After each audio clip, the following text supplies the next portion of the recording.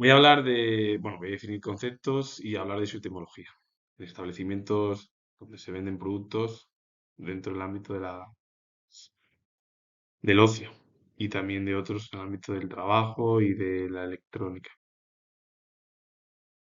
La churrería y la porrería son los establecimientos donde venden churros y porras, esa masa que es muy conocida en España y sobre todo en la región madrileña, porque aquí hay un montón de churrerías y algunas tienen más de 100 años, otras 100 alrededor, y tienen una inmensa historia cuando comenzaron su origen y muchos de los restaurantes y churrerías y porrerías que comenzaron a llevar a cabo este tipo de dulce, pues sobre todo para toda la región y más concretamente en Madrid, es donde más predomina. Eso no quiere decir que te vayas a otro lado, ya lo voy a explicar, y no haya churros, o lo voy a decir de nuevo. Porque la churrería es el establecimiento o puesto donde se venden y fabrican churros. La etimología deriva de churro, cuya palabra, el origen, se asocia comúnmente con la abeja churro y se dice que los pastores bautizaron así al dulce porque recordaba la cornamenta que tenía esa raza ovina.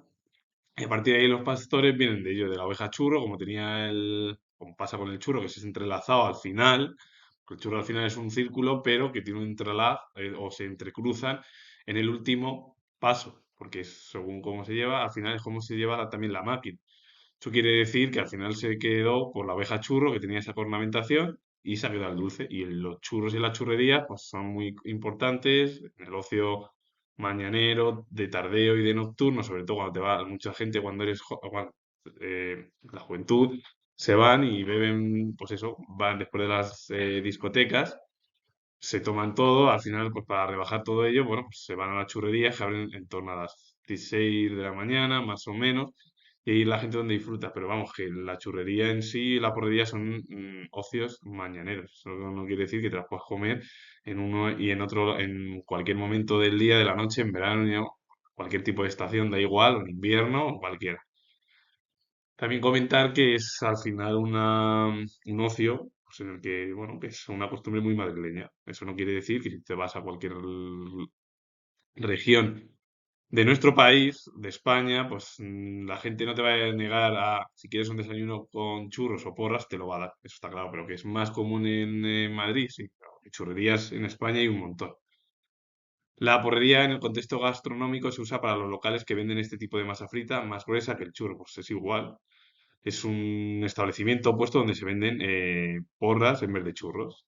Aunque hoy en día prácticamente ya se venden porras, churros, patatas de bolsa en muchos establecimientos. También tiene otro significado como una necedad, tontería o tardanza pasada, que es cuando se dice algunas tonterías, eso, pero es el otro significado que va a decir. La etimología viene de porra, del latín porrum, haciendo referencia a algo vasto o pesado. Y ambos son establecimientos donde se vende pues el dulce que la gente pues, desayuna por las mañanas, normalmente. Y normalmente que se vende en una panadería, pues, es pan, ¿no? Es el lugar o el local donde se cuece y se vende, pues, que es el pan. Incluso en panaderías también se pueden vender tartas, otro tipo de bollería, porque hoy en día está casi todo unido, aunque en realidad ya está todo unido porque como hay supermercados, pues ya se vende y se realiza de todo. La etimología de panadería formada por la raíz pan y el interfijo ad y el sufijo ería, el término además de pan viene del latín que es de panis, que a su vez deriva de la raíz indoeuropea pa, que significa alimentar o proteger. Pues al final la panadería es como alimentar o proteger, pues es el lugar o el negocio donde se vende el pan. La chocolatería es la casa o el establecimiento donde se fabrica, sirve o vende chocolate. Su etimología proviene de chocolate, del término que surge del nahual, chocoal, de lo de choco, que es amargo, y al es agua, pues esa unión de agua con chocolate, que es amargo, y se convierte pues al final en chocolate. El sufijo ería designa el lugar del expendio, es decir, que la chocolatería es el lugar donde se vende chocolate. Se pueden vender churros, porras o cualquier otro tipo de bollería, como en la panadería. Incluso hasta se pueden vender en una chocolatería trozos o tartas. También la bollería es el conjunto de bollos o establecimientos donde se vende. Igual, su etimología deriva de bollo, aunque proviene del latín el término, que es de bulla, que es bola, burbuja u objeto redondo, y originalmente pues, se refería a piezas de panificación con formas redondeadas, porque la bollería y la panadería son establecimientos muy similares, lo que pasa es que uno se dedica más al dulce y el otro, el pan, pues se dedica pues, al pan y a algo pues, más salado, por ejemplo. pero vamos, que son muy similares los productos. Y los establecimientos que habla, porque habla una churrería, una porrería, una panadería, una chocolatería, una bollería, que son establecimientos donde se venden dulces y para desayunar también. Y el ocio, pues normalmente madrileño y a nivel nacional. Y ahora voy a hablar de dos términos en torno al Día de la Marmota, el Día de la Candelaria. El Día de la Marmota es cuando la marmota Phil, y bueno, eso fue un método folclórico que sale y dice si va a haber más invierno, menos invierno en el ámbito occidental, el hemisferio norte, por ejemplo, que es al final un método folclórico usado por los granjeros de Estados Unidos y Canadá para predecir el final del invierno, basado en el comportamiento biológico de la marmota, cuando sale de hibernar el 2 de febrero. Si sale o no sale, bueno, pues si no sale porque dice que hace frío, pues va a haber 6 semanas más de invierno. Y si sale, va a haber menos. ¿Qué es lo que diría yo siendo historiador? Bueno, pues que oye, que están bien, son leyendas, que se han quedado al final en las costumbres occidentales, pero que debemos de hacer siempre caso a a las interacciones primero y luego ya a las explicaciones por parte de los científicos que dicen si va a llover, no va a llover, si va a haber un bloqueo, no va a haber un bloqueo más arriba, más abajo, o en cualquier lado que pueda afectar a la península, o menos, o va más a Europa, porque, por ejemplo, claro, se está diciendo ahora que enero ha sido muy lluvioso, febrero va de camino y en su momento no, y bueno, pues, es que los pronósticos, como es. Y yo ya no me voy a meter más porque yo soy historiador. Esto es mejor que lo hablen los científicos y la gente especialista del tiempo y que tenga pues eso, mayor información. Yo no tengo, así que lo único que digo del Día de la Marmota que es una especie de leyenda mito que se fabricó en su momento en la cultura anglosajona, sobre todo Estados Unidos y Canadá, y que se llevó a cabo con el objetivo de que si la marmota salía antes, había menos frío, había más primavera y más calor, y salía después, pues había menos primavera y menos calor y más frío, más invierno. Y el calor pues llegaba un pelín más tarde. Y en torno al Día de de la Candelaria, que se celebra igualmente también el mismo día que el Día de la Marmota, el 2 de febrero, todos los años es el 2 de febrero, ambos días, porque está marcando el final del ciclo navideño 40 días después del nacimiento de Cristo.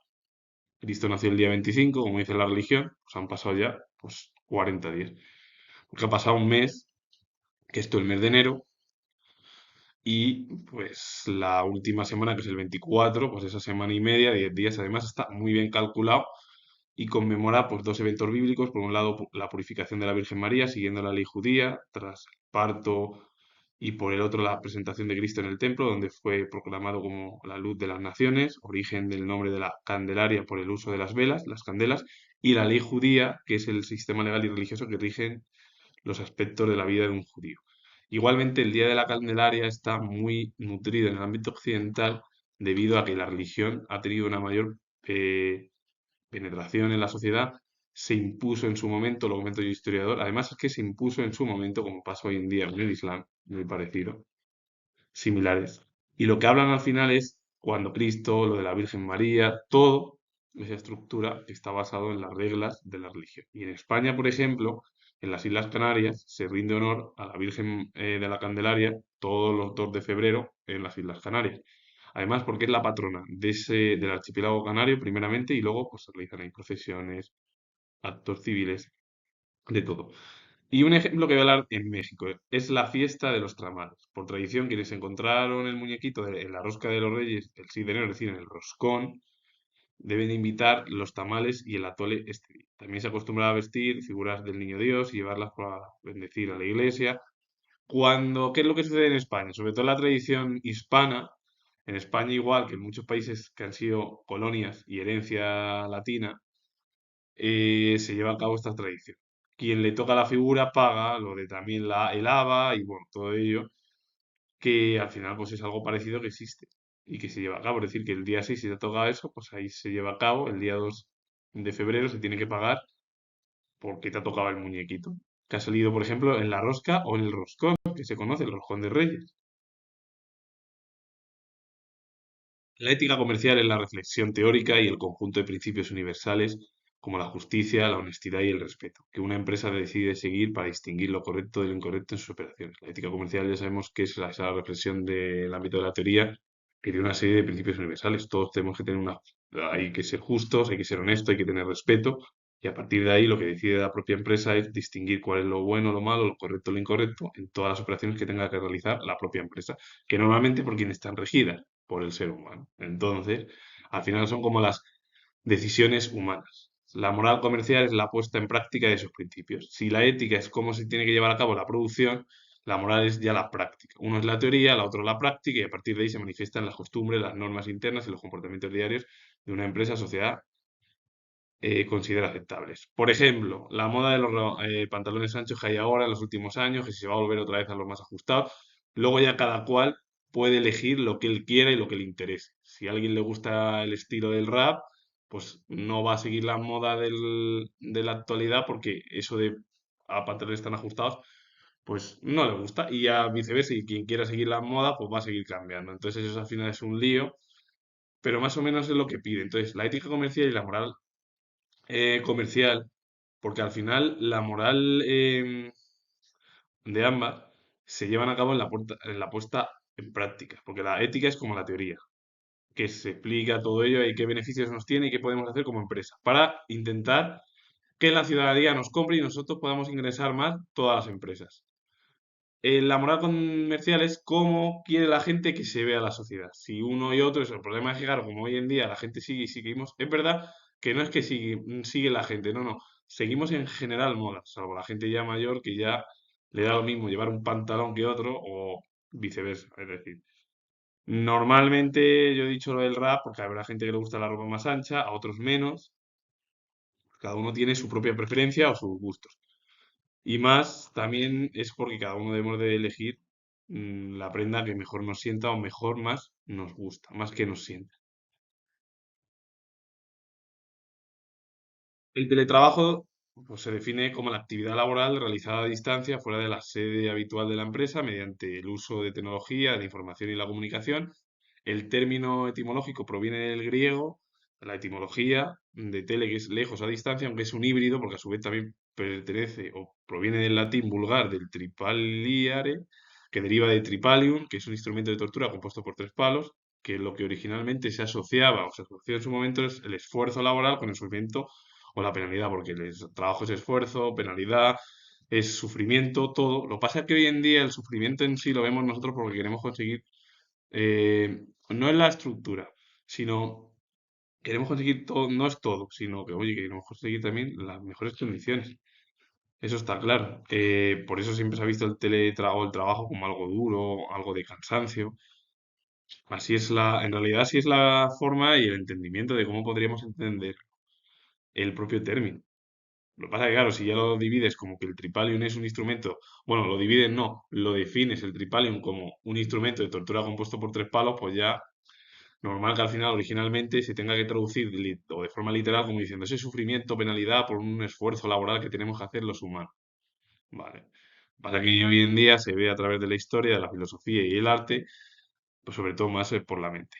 La telepsicología es la prestación de servicios psicológicos a través de tecnología de la información y la comunicación, que es el TIC, como videollamadas, teléfono o correo electrónico. Su etimología proviene del griego teles, que es lejos o a distancia, la raíz griega psico, que es alma, espíritu, o en la actualidad ya, o en estos contextos modernos, sería la mente, y logía es el sufijo que deriva de logos. Logos, que es tratado o ciencia. Al final es un estudio de la psicología a distancia.